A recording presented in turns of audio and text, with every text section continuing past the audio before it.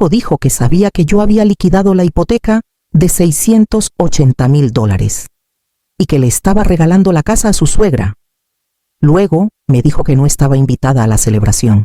En mi vida había escuchado palabras duras, pero ninguna me había caído tan limpia y tan fría como esa llamada. Atravesó mi sala chiquita y dejó un silencio que casi se podía tocar. Me llamo Rebeca Morales. Tengo 67 años. Acababa de doblar la ropa cuando el celular vibró en la barra. Miguel casi nunca llamaba ya. Las pláticas eran cortitas, de cortesía, como si hablara con una tía lejana y no con la mujer que lo crió. Contesté pensando que sería algo sencillo. En vez de eso, arrancó directo. Sé que la liquidaste, mamá. Toda la hipoteca. Se me apretó el aire. Me agarré de la barra para no tambalearme. Antes de que pudiera decir algo, siguió. Pero le vamos a dar la casa a Consuelo. Ella la necesita más. Considéralo nuestro regalo. Pensé que podía contar con el consentimiento de mamá, pero la hipoteca está a mi nombre. Así que primero necesito su firma. Lo dijo como quien habla de hacer el mandado o de qué van a cenar. Sentí que algo se me ladeaba por dentro. Durante años, esa casa había sido lo único que yo mantuve en pie, aunque todo lo demás se doblara o se rompiera. Oírlo desecharla así de fácil sacó recuerdos que tenía enterrados tan hondo que ya creía que no tenían filo. Y, mamá, mejor no vengas a la fiesta. Va a estar incómodo. Así nomás. Como si yo fuera la que incomodaba con solo existir. Respiré hondo. Algo en mí, algo que ya estaba muy gastado de tanto asentir y hacer las paces, se endureció y se volvió claridad. Le hablé bajito. ¿Te lo digo? ¿O prefieres enterarte solo? Se quedó callado, inseguro por primera vez. Luego colgó. Me quedé sola en la cocina, con el zumbido del refri llenando el silencio. El dolor era conocido, pero debajo latía algo más firme, la certeza de que este momento no era el inicio de una herida, sino la reapertura de una que había hecho como que no existía desde hacía rato. Y eso me empujó de regreso a los años que me trajeron hasta aquí, esos que había tratado de no mirar de cerca. Después de que Miguel colgó, el silencio de la cocina me jaló para atrás 5 años, tal vez más, hasta el día en que me di cuenta de que la casa se iba de picada al banco. Yo tenía 62, todavía medio tiempo en la clínica, aunque la espalda me dolía cada noche. Mi pensión chiquita apenas alcanzaba para la renta y el súper.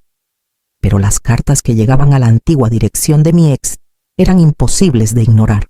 Cuando le marqué por los avisos de atraso, suspiró como si yo lo estuviera molestando. Rebeca, es solo un bache. Lo recuperamos. Ya vamos 3 meses atrasados. Le dije. Esto ya no es bache. Se quedó mudo, como siempre que la responsabilidad caía en la mesa. Una semana después, ahí estaba yo en el banco preguntando cómo ayudar sin quedarme con el crédito. La señora del escritorio me explicó pagos mensuales grandotes o la casa iba a remate. Recuerdo que asentí despacio. Yo lo cubro, por lo mientras. Cubrirlo significó agarrar turnos extras aunque me temblaran las manos de cansancio. Significó vender el collar que me dejó mi mamá. El último regalo que todavía traía puesto. Significó sopa de lata en vez de comida de verdad. Decirles a las amigas que estaba muy cansada para salir cuando simplemente no alcanzaba. Cuando Miguel me preguntó por qué estaba más flaca, le dije que el trabajo andaba pesado. No insistió. Nunca insistió. Mi hermana Laura se dio cuenta antes que nadie. Estás haciendo algo que no cuentas, murmuró una mañana con el café en la mano. Estoy sosteniendo la casa en pie, le susurré, aunque nadie lo vea. Me quiso tomar la mano, pero me hice para atrás. No quería consuelo. Quería que el peso tuviera sentido. Los pagos subieron, el saldo bajó y en algún punto dejé de esperar agradecimiento. Solo seguí, creyendo que algún día, de alguna forma, el sacrificio valdría la pena. Pero ahí, parada después de la llamada de Miguel, la verdad me apretó el pecho. 5 años de esfuerzo calladito me habían llevado a este momento que hacía imposible seguir ignorando el pasado. La mañana siguiente a la llamada de Miguel, Me senté a la mesa con un café aguado y sentí una verdad vieja que pujaba por salir otra vez. La distancia entre nosotros no había empezado con ese teléfono. Llevaba años creciendo, mucho antes de la hipoteca, de las cuentas, de las discusiones que él siempre evadía. Empezó cuando se casó con Daniela. En la cena de compromiso, la mamá de Daniela, Consuelo, tomó del brazo a Miguel como si ella lo hubiera criado. «Por fin tienes una familia de verdad en la que apoyarte», le dijo, mirándome con sonrisa de lástima. Yo dije, «Siempre ha tenido familia». Consuelo soltó una risita suave. «Claro. Solo digo estabilidad, dirección». Miguel no la corrigió. Le apretó la mano. Después de la boda, el cambio se hizo duro. Las llamadas se hicieron más cortas. Cuando le preguntaba cómo estaba, decía, «Consuelo cree que debo enfocarme en construir nuestro futuro», como si mis preguntas fueran estorbo. Cuando le proponía ir a cenar, contestaba, «Hoy no es buena noche, Consuelo quiere tranquilidad». Una tarde llegué con un guisado para sorprenderlos. Consuelo abrió la puerta. «Ay, eres tú», dijo. «Miguel me está ayudando con unos papeles. Mejor ven otro día, ¿no?» Miguel apareció atrás de ella. «Mamá, no hagas esto incómodo. Ya hablamos de los límites». «No hablamos», le dije. «Tú hablaste. Yo escuché». No contestó. Consuelo cerró la puerta suavecito, como haciéndome un favor. Mientras más se arrimaba él al mundo de ellas, más chiquito se hacía mi lugar. Las navidades se movieron a la casa de la familia de Consuelo. Las decisiones pasaban por su visto bueno. Cuando Miguel hablaba de familia, hablaba de ellas. Yo lo vi pasar pedacito a pedacito, hasta que un día dijo, «Consuelo me entiende mejor que nadie». Nunca peleé. Solo sentí que algo se me soltaba por dentro, algo que ya no tenía fuerzas para sostener. Ese fue el principio del alejamiento que me trajo hasta este momento. Parada al borde de una verdad que había evadido demasiados años, después de que el recuerdo de la sonrisa suave y territorial de Consuelo se me instaló en el pecho, caminé al cuarto y me agaché junto a la caja vieja de cartón que no abría desde hacía años. Los bordes estaban suavecitos del tiempo, pero el peso adentro seguía igual. Levanté la tapa y respiré el olor a papel viejo y polvo hojas que me habían seguido por un matrimonio, un divorcio, una mudanza y ahora este instante. Bueno, me dije en voz baja, vamos a ver qué sigue siendo mío. Saqué el primer montón estados de cuenta de la hipoteca de hacía casi 10 años. Luego otro paquete de documentos unidos con un clip oxidado. Reconocí la letra temblorosa de mi ex antes de ver la fecha. Era del año en que se desplomó en el trabajo. Cuando los doctores nos avisaron que si no bajaba el ritmo, las consecuencias serían graves. Refinanciamos la casa para pagar sus cuentas médicas. Me acordé sentada junto a él en esa oficina chiquita, con las luces fluorescentes zumbando arriba, mientras el señor del banco explicaba cada cláusula. «Los dos tienen que firmar aquí», dijo. «Esto protege la propiedad si algo pasa. Rebeca queda como co-beneficiaria en el fideicomiso. Cualquier transferencia necesita su consentimiento». Mi ex asintió débil. «Es puro trámite», murmuró. «Temporal, pero no fue temporal. Fue definitivo. Y mi firma firme, cuidadosa, estaba justo debajo de la suya». Mientras extendía los papeles sobre la cama, sentí que el pulso se me calmaba. Pasé el dedo por la cláusula del fideicomiso. Ahí estaba la línea que se les había olvidado, o que tal vez nunca se molestaron en entender. La voz de Miguel del día anterior me retumbó. «Le vamos a dar la casa a Consuelo». Lo dijo como quien regala un suéter viejo o una lámpara que ya no usa. No algo atado a mi nombre, a mi dinero, a mis años. Junté los papeles en un montón limpio e innegable. Cuando cayó la última hoja, algo se acomodó dentro de mí. No eran solo registros, eran límites que nunca había usado, derechos que nunca había reclamado. Tomé la carpeta y la apreté contra el pecho un momento.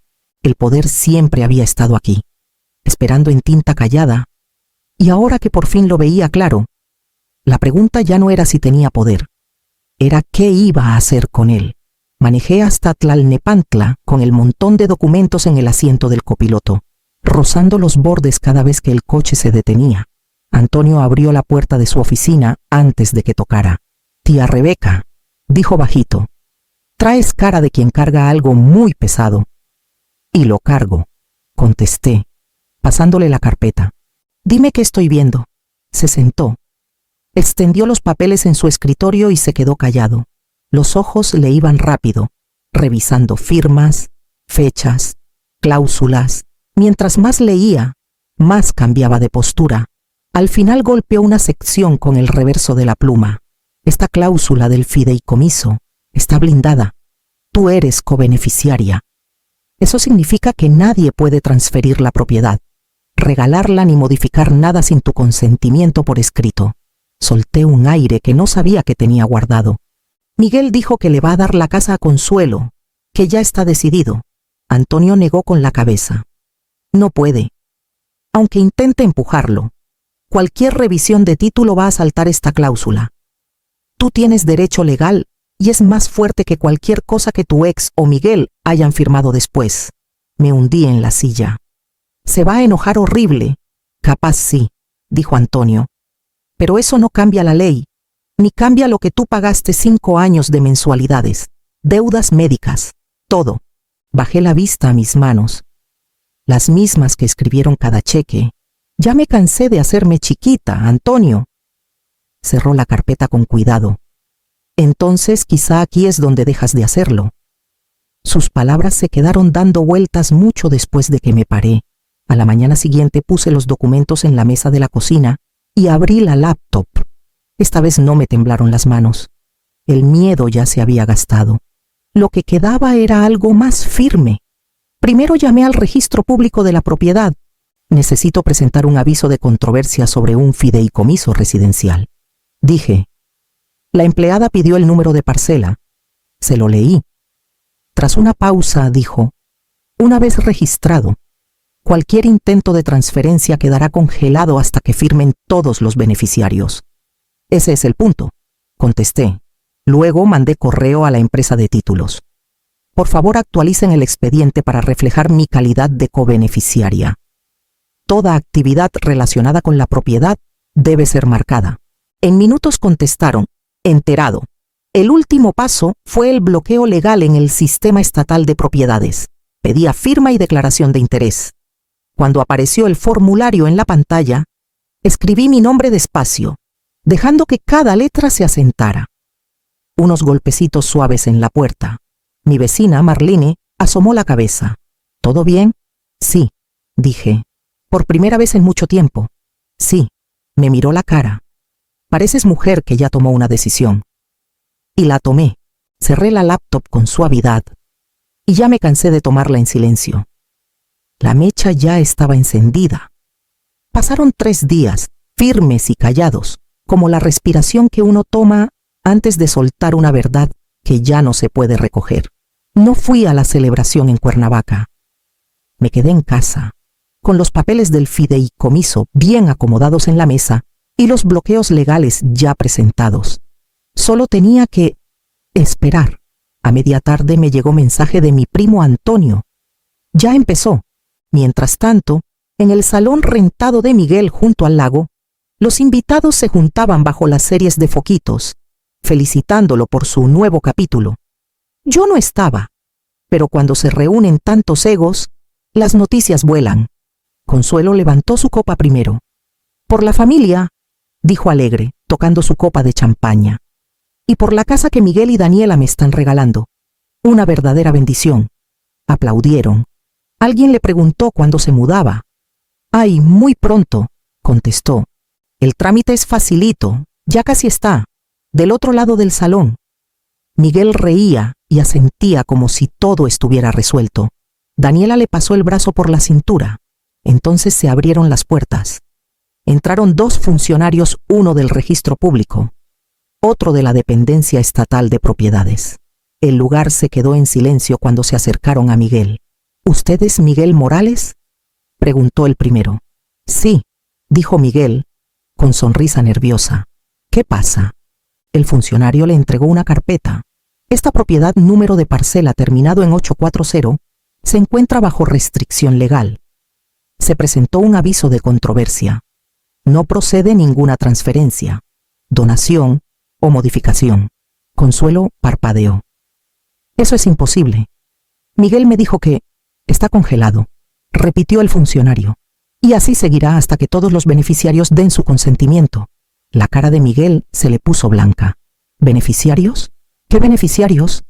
La gente empezó a moverse incómoda. Un murmullo recorrió el salón. Consuelo dio un paso al frente. La casa es nuestra. Esto tiene que ser un error. El segundo funcionario negó con la cabeza. Una cobeneficiaria puso la restricción. Todo es válido.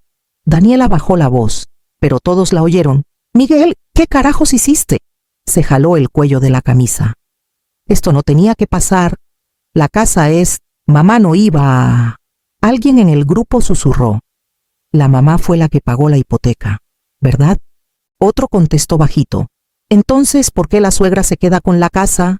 El ambiente de fiesta se vino abajo en murmullos, miradas de reojo y ojos muy abiertos. Consuelo se quedó tiesa.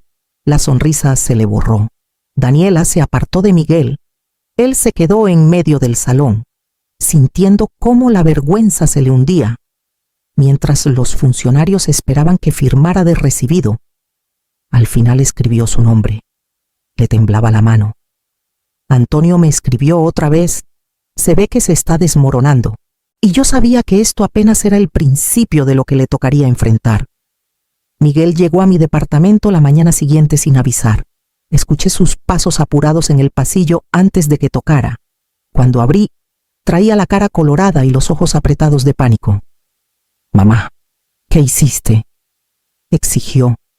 Me hice a un lado. Pasa. No se sentó. Dio vueltas como león enjaulado, pasándose las manos por el pelo. Me humillaste. Delante de todos. Consuelo ni me habla. Daniela está furiosa. Congelaste la casa. No tenías derecho. Tenía todo el derecho. Dije tranquila. Se detuvo. No, no tenías. Es mi casa. Se la iba a dar a Consuelo porque necesita estabilidad. Eso hace la familia. Lo miré fijo. Yo también soy tu familia. Se le encogió algo, pero no retrocedió. Me tomaste desprevenido. Tú me tomaste desprevenida primero, contesté. Me dijiste que sabías que yo había pagado la hipoteca y luego declaraste que la casa se iba de la familia. Ni preguntaste, ni fingiste respetar lo que hice. Ese no es motivo para arruinar todo. Soltó. Abrí la carpeta de la mesa y la giré hacia él. Este es el fideicomiso que nunca te molestaste en leer. Cuando tu papá se enfermó, refinanciamos con un esquema que me nombró cobeneficiaria. Eso significa que nada pasa con esa casa sin mi firma. Ni ahora, ni nunca. Miró el documento como si estuviera en chino. ¿Por qué no me dijiste?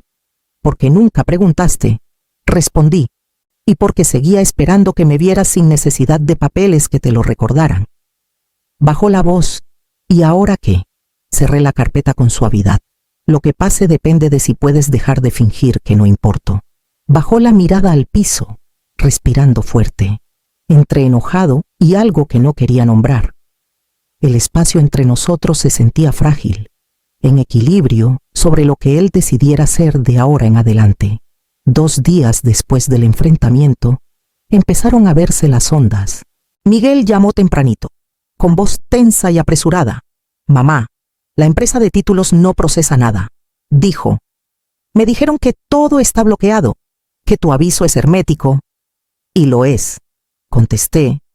Y Consuelo dudó. Está haciendo maletas. Dice que no quiere construir su futuro sobre algo que no está seguro. Escuché la amargura bajo el pánico. Quería algo que nunca fue suyo. Pasó eso por alto. Y el banco llamó por el crédito del coche. Dicen que voy atrasado y que no me van a dar prórroga. Todo me está cayendo junto. Tomaste más de lo que podías manejar, dije. Ahora está cayendo donde debe. Se hizo un silencio largo hasta que soltó un suspiro tembloroso. ¿Entonces eso es todo? ¿Me vas a castigar? No te estoy castigando, me respondí. Me estoy saliendo del papel al que me empujaste. La casa está a mi nombre, en el fideicomiso. Voy a terminar de tomar el control, porque no puedo dejar que juegues con ella otra vez. Esa misma tarde me llamó la oficina del registro para confirmar los datos actualizados. Su calidad de cobeneficiaria ya es primaria, dijo la empleada. Todas las decisiones futuras tendrán que venir de usted. Después de colgar, pasé en el coche por la casa en Cuernavaca. La camioneta de Consuelo ya no estaba. Había unas cajas de cartón junto al porche, bien acomodadas pero sin tocar. Miguel estaba en la entrada, los hombros caídos, mirando al suelo como si ya no supiera dónde pisar firme. No se acercó. No hizo falta. La consecuencia ya estaba flotando en el aire entre nosotros. En casa puse los papeles del fideicomiso en la mesa y apoyé la mano encima. Se sentían más pesados que antes, pero el peso ya no era carga. Era propiedad de la casa, de los años que le metí y de lo que venía ahora. La semana siguiente entré a la casa sola por primera vez en años. El aire se sentía distinto, callado, pero no vacío. Pasé los dedos por la pared del pasillo, el mismo lugar donde Miguel se apoyaba de chiquito para no caerse. Los recuerdos dolían, pero ya no me retenían como antes. Escuchar el crujido de la puerta principal y volteé. Miguel estaba ahí parado. No entró. «Mamá», dijo bajito, «sé que la casa es tuya ahora. No voy a pelear eso. Me alegra», contesté. Tragó saliva. No entendía lo que estaba haciendo. Consuelo tenía planes, y yo dejé que me manejara con ellos. «Dejaste que te usara», corregí. «Pero el daño ya está hecho, Miguel. Y yo necesito reconstruir mi vida sin esperar a que me veas», asintió despacio. «Si algún día quieres hablar, eso lo decido yo en mi tiempo», dije. «No en el tuyo». Bajó los ojos y retrocedió, dejando que la puerta se cerrara entre nosotros. No sentí triunfo, sentí alivio. Esa misma tarde llamé a un contratista. «Quiero remodelar la cocina», dije. «Un comienzo nuevo». Me pidió presupuesto. «Te digo cuando decida qué quiero», contesté. Por primera vez, esa frase sonó natural. Hice otra llamada a una inmobiliaria, solo para explorar la idea de rentar la casa y tener entrada fija. Y luego abrí la laptop y busqué casitas en la costa de Guerrero, chiquitas, tranquilas, lugares donde pudiera respirar sin esperar que alguien me necesitara. Antes de cerrar la computadora, grabé una notita corta para quien quisiera escuchar. Si alguna vez te vaciaste por gente que nunca lo vio, dale like, deja comentario o suscríbete. Tu historia vale más que su aprobación. Cerré la laptop con suavidad. La paz ya no era algo que tenía que ganarme. Era algo que por fin podía elegir.